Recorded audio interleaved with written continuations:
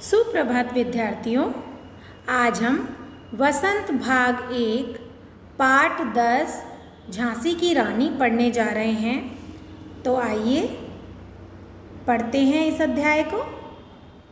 सिंहासन हिल उठे, राजवंशों ने भ्रुकुटी तानी थी। बूढ़े भारत में भी आई फिर से नई जवानी थी। गुमी हुई आज़ादी की कीमत सबने पहचानी थी। दूर फिरंगी को करने की सबने मन में ठानी थी। चमक उठी सन 57 में, वह तलवार पुरानी थी। बुंदेले हर बोलो के मुँह हमने सुनी कहानी थी। खूब लड़ी मर्दानी, वह तो झांसी वाली रानी थी। तो बच्चों, अंग्रेजों की गलत नीतियों से देशी शासक वर्ग चिंतित था। अपने शोषण और अपमान से राज परिवारों की भौहें क्रोध से तन गई थी। वर्षों की गुलामी ने जिस भारत को बूढ़ा और कमज़ोर कर दिया था, उसमें भी जवानी का नया जोश हिलोरे लेने लगा था।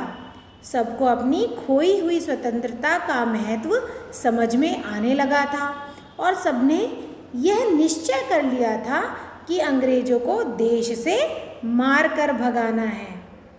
सन 1857 की लड़ाई में पुरानी तलवारें भी चमक उठी और मर्दों के साथ किसी मर्द की भांति वीरता से वह स्त्री भी खूब लड़ी जो झांसी की रानी थी। बुंदेलखंड के वासी हमें उनकी कथा सुनाया करते हैं। कानपुर के नाना की मुँह बोली बहन छबीली थी। लक्ष्मीबाई नाम पिता की वह संतान अकेली थी।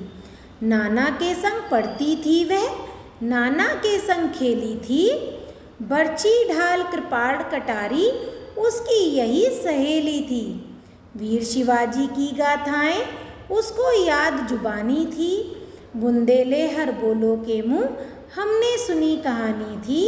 खूब लड़ी मर्दानी, वह तो झांसी वाली रानी थी। झांसी की रानी लक्ष्मीबाई अपने पिता की इकलौती संतान थी। बचपन में उसे नाना साहब छबीली कहते थे। वे उसे अपनी बहन मानते थे। वह बहुत सुंदर भी थी। वह नाना के साथ ही पढ़ती और खेलती थी। उसकी दोस्ती केवल बर्छी, ढाल, तलवार और कटार से थी। शिवाजी की वीरता की कथाएं उसे जुबानी याद थी। बुंदेलखंड के वासी कहते हैं कि वह एक महान योद्धा थी जो युद्ध में मर्दों की भांति लड़ी।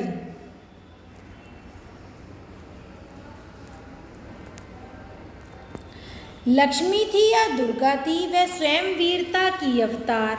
देख मराठे पुलकित होते उसकी तलवारों के वार। नकली युद्ध व्यूह की रचना और खेलना खूब शिकार। सैन्य घेरना, दुर्ग तोड़ना, ये थे उसके प्रिय खिलवाड़। महाराष्ट्र कुल देवी उसकी भी आराध्य भवानी थी। बुंदेले हर बोलो के मुँह हमने सुनी कहानी थी। खूब लड़ी मर्दानी, वह तो झांसी वाली रानी थी। तो बच्चों, इस पद्यांश की व्याख्या इस प्रकार है। यह कहना मुश्किल है कि रानी लक्ष्मीबाई लक्ष्मी थी या दुर्गा थी या कोई वीरता की अवतार थी। उनकी तलवारबाजी मराठों में प्रसन्नता की लहर भर देती थी। नकली युद्ध करना, दुश्मनों को घेरना, शिकार करना, सेना घेरना, किले तोड़ना, यही बचपन में रानी के प्रिय खेल थे। महाराष्ट्र की कुलदेवी माँ दुर्गा की वह भी पूजा किया करती थी। बचपन से ही उनमें वीरता के संस्कार भरे हुए थे। बुंदेलखंड के वासी उस साहसी वीरांगना के पौरुष की कथा सुनाते हैं। हुई वीरता की वैभव के साथ सगाई झांसी में। ब्याह हुआ रानी बन आई लक्ष्मीबाई झांसी में। राजमहल में बजी बधाई, खुशियाँ छाई झांसी में। सुभट बुंदेलों की वीरदावली सी वह आई झांसी में। चित्रा ने अर्जुन को पाया, शिव से मिली भवानी थी। बुंदेले हर बोलों के मुँह हमने सुनी कहानी थी। खूब लड़ी मर्दानी वह तो झांसी वाली रानी थी। वीरता की प्रतीक रानी का विवाह सुख समृद्धि के प्रतीक झांसी के राजा गंगाधर राव के साथ हुआ। राजमहल में खुशियां छा गईं, बधाई के गीत गाए गए। बुंदेलखंड के वीर योद्धाओं के यश का गीत जो दुनिया गाती है, रानी लक्ष्मीबाई उस गीत को चरितार्थ करने झांसी के महलों में आई। ऐसा प्रतीत हुआ जैसे चित्रा ने अर्जुन को पा लिया हो और शिव ने भवानी को। आज भी बुंदेलखंड के वासियों के मुख से हम उस साहसी रानी की कथा सुनते हैं जिसने पुरुषों को भी कड़ी टक्कर दी।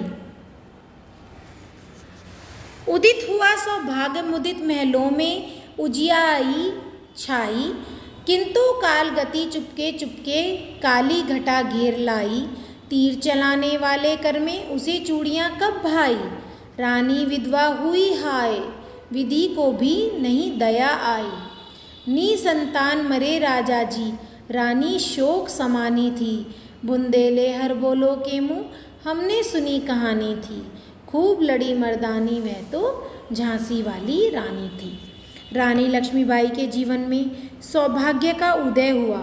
महलों में खुशहाली छा गई, लेकिन भाग्य को मंजूर न था। समय का चक्र शीघ्र ही उनके जीवन में अंधकार ले आया।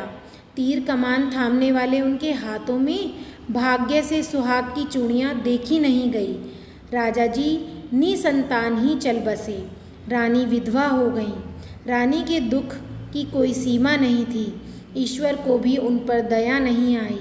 बुंदेलखंड के वासी हमें उसी वीर और साहसी रानी की कथा सुनाते हैं। बुझा दीप झांसी का तब डलहौजी मन में हर्ष आया, राज्य हड़प करने का उसने यह अच्छा अवसर पाया। फौरन फौजे भेज दुर्ग पर अपना झंडा फहराया, लावारिस का वारिस बनकर ब्रिटिश राज्य झांसी आया। अश्रुपूर्ण रानी ने देखा, झांसी हुई वीरानी थी। बुंदेले हर बोलो के मुँह, हमने सुनी कहानी थी। खूब लड़ी मर्दानी वह तो झांसी वाली रानी थी। राजा की मृत्यु के बाद झांसी का दीपक बुझ गया। राज्य में दुख का अंधेरा छा गया। उसकी देखभाल करने वाला कोई न रहा। यह समाचार जानकर लॉर्ड डलहौजी मन ही मन बहुत खुश हुआ। उसने समझा कि राज्य को हथियाने का यह अच्छा मौका है। उसने तुरंत ही सेनाएं भेजकर झांसी के किले पर अपना झंडा फहरा दिया और स्वयं को उस राज्य का अधिकारी घोषित कर दिया जिसका कोई उत्तराधिकारी न था। आंखों में आंसू भरे हुए रानी ने देखा, झांसी पराई हो गई थी। वहाँ अजीब सी नीरवता छाई हुई थी। बुंदेले हर बोलो के मुँह से हमने उस हिम्मत वाली रानी की कहानियाँ सुनी हैं जो जमकर दुश्मनों से लड़ी।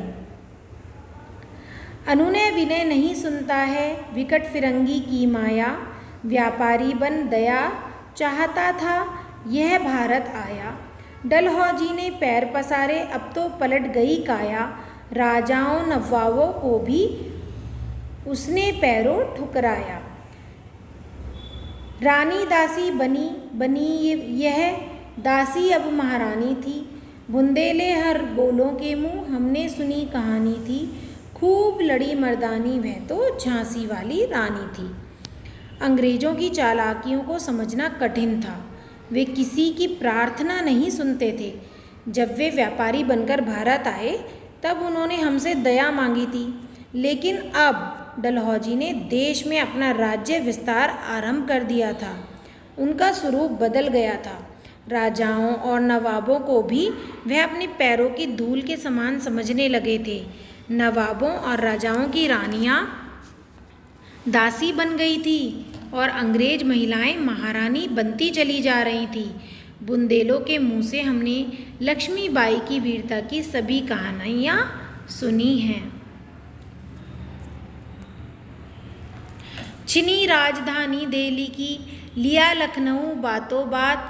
कैद पेशवा था बिठूर में, हुआ नागपुर का भी घात। उदयपुर तंजौर सतारा, कर्नाटक की कौन बिसात। जबकि सिंध पंजाब ब्रह्म पर अभी हुआ था वज्र निपात।